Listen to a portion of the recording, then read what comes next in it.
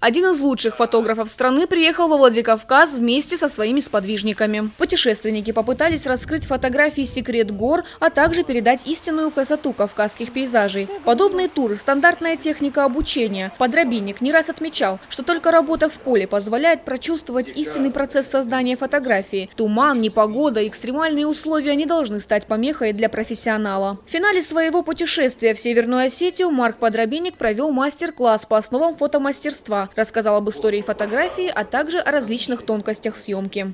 Я часто бываю в каких-то очень красивых с точки зрения фотографии интересных местах, то в какой-то момент я понял, что нельзя так продолжать, надо делиться этими знаниями, а поскольку у меня остаются какие-то связи и наработки на этих местах, в общем, тут сам Бог велел мне собирать группу людей и привозить их в эти места.